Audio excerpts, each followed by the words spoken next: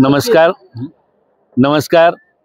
आज कुकुडवाड जिल्हा परिषद गटातील सर्व प्रमुख कार्यकर्त्यांचा संवाद बैठक आणि स्नेहभोजनाचा कार्यक्रम इथं होता।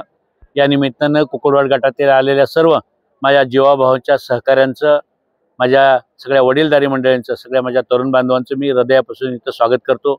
उपस्थित असलेल्या आपल्या सगळ्या पत्रकार बांधवांचंही मी इथं मनापासून स्वागत करतो। आपण सगळ्यांनी जर बघितलं तर इथं फक्त कुकुडवाड गटातील एवढ्या मोठ्या संख्येने माझे सगळे जीवाभावाचे सहकारी बांधव, सगळी वडीलधारी मंडळी मोठ्या संख्येने इथं दिसत आहेत।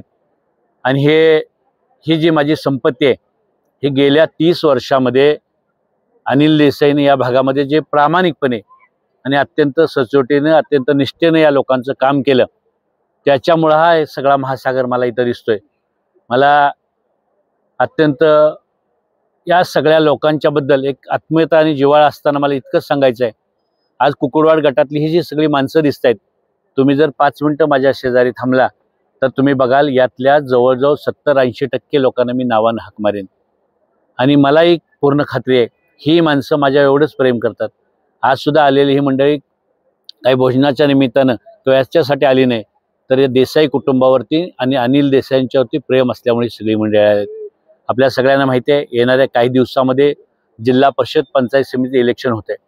साधारण गेल्या 20 वर्षापासून आपण सगळे बघताय, हा कुकुडवाड गट हा आमचा देसाई कुटुंबाचा बालेकिल्ला राहिलाय।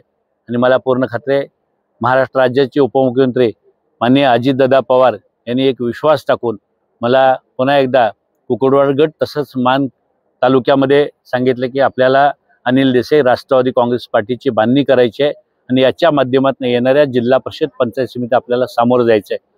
मी आपल्या सगळ्या बांधवांना या निमित्ताने एवढंच सांगेन, कुकुडवाड गटाबद्दल तर मला अजिबात शंकाच वाटत नाही, पण या मान तालुक्यामध्ये सर्वसामान्य माणसांचं गेल्या 25-30 वर्षांमध्ये जे काही काम केलंय, या कामाच्या जोरावरती येणाऱ्या जिल्हा परिषद पंचायत समिती इलेक्शनमध्ये नामदार अजितदादांच्या नेतृत्वाखाली आम्ही घड्याळ चिन्हाच्या माध्यमातून सर्वसामान्य लोकांच्या माध्यमातून एक वेगळा विक्रम आणि एक वेगळा परिवर्तन केल्याशिवाय या भागामध्ये राहणार नाही। एवढंच या निमित्तानं सांगायचं। जिल्हा परिषदच्या संदर्भामध्ये बऱ्याच काही चर्चा होतात, बरंच काय ऐकायला मिळतंय। या सगळ्याचं जर उत्तर तुम्हाला शोधायचं असेल तर फक्त या कुकुडवाड गटातल्या लोकांच्या चेहऱ्याकडे बघा, त्याचं उत्तर तुम्हाला दिसेल। याच्यापेक्षा रणनीती काय असणार आहे कुकुडवाड गटात? अनिल देसाईला कधी रणनीती आखावीच लागली नाही।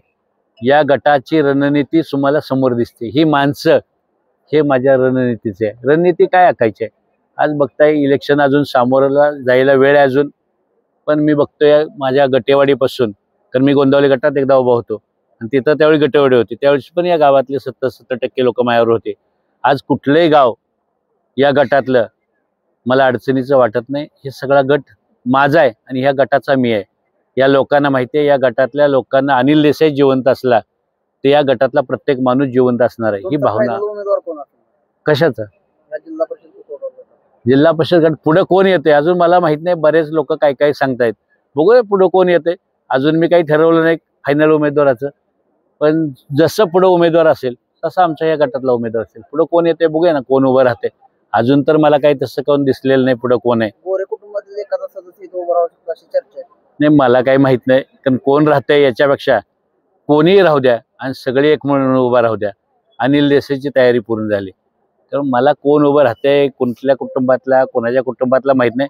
देसाई कुटुंबातला इथं कोणतर असेल आणि तो जिंकण्यासाठी असेल। कोण उभं राहते याची मला काही कर्तव्य नाही। तुम्ही सुद्धा जिंकण्यासाठी लढताय, गोरे कुटुंब देखील तुम्हाला पाडण्यासाठी प्रयत्नशील। गेली 20 वर्ष लोक मला पाडायची भाषा करतात, आता करत नाहीत, त्यामुळे काय मला त्याची काही काळजी वाटत नाही। मी गोंधळात उभा होतो तेव्हा पाडतो नाही, गाडतो म्हणत होते, त्यामुळे हे तुम्हाला माहिती आहे। त्यामुळे मी बाहेर जाऊन मी त्यावेळी गट काढला होता। आता तर माझा घरचा गट 25 वर्षांनी ओपन झालाय आणि आमच्या लोकांनी मला जर पाडायचं ठरवलं, बाहेरच्या कोणी मला पाडायचं ठरवून मी पडत नसतोय। ज्या दिवशी कुकुडवाड गटातली जनता ठरवेल तर तेच फक्त मला पाडू शकतात।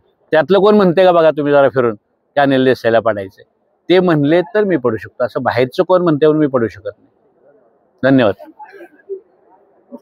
सत्य, स्पष्ट आणि निर्भीड बातम्यांसाठी विजन 24 तासला सबस्क्राइब करा। बेल आयकॉन नक्की दाबा, जेणेकरून तुम्हाला मिळतील आमच्या प्रत्येक व्हिडिओची माहिती सर्वात आधी आणि सर्वात जलद।